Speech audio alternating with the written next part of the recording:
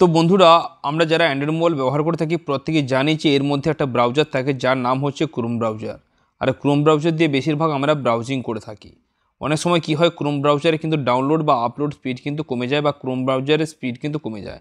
তো সেটাকে ঠিক করবেন কী করে, তার জন্য ভিডিওটা প্রথম থেকে শেষ পর্যন্ত দেখুন। আর যদি ভালো লাগে তো লাইক কমেন্ট শেয়ার করুন এবং চ্যানেলকে সাবস্ক্রাইব করে রাখুন। তো প্রথমে ক্রোম ব্রাউজারটাকে আপনাকে ওপেন করতে হবে। করার পরে এইরকম পেজটা ওপেন হবে। তারপরে এই যে সার্চ বারে এখানে টাইপ করবেন https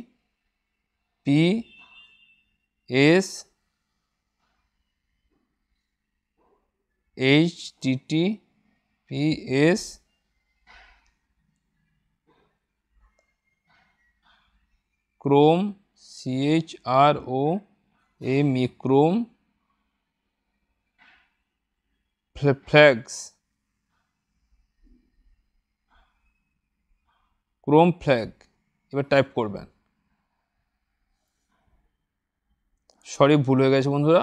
এখানে টাইপ করতে হবে CHROME ক্রোম / তারপরে ফ্ল্যাগস FLAGS ফ্ল্যাগস। এবারে সার্চ করবেন। কোয়ালিটি এরকম পেজটা ওপেন হবে। হওয়ার পর এখানে সার্চ বারে টাইপ করতে হবে প্যারালেল PARALLEL প্যারালেল।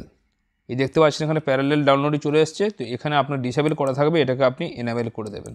বা সেইটুকু করলে কিন্তু আপনার গুগল ক্রোম কিন্তু ঝড়ে গতিতে কিন্তু চলবে। আপনার ডাউনলোড আপলোডের স্পিড কিন্তু প্রচুর গুণ বেড়ে যাবে। ঠিক আছে বন্ধুরা, তো ভিডিওটি কেমন লাগলো কমেন্টে জানাতে ভুলবেন না। ভালো থাকুন, সুস্থ থাকুন।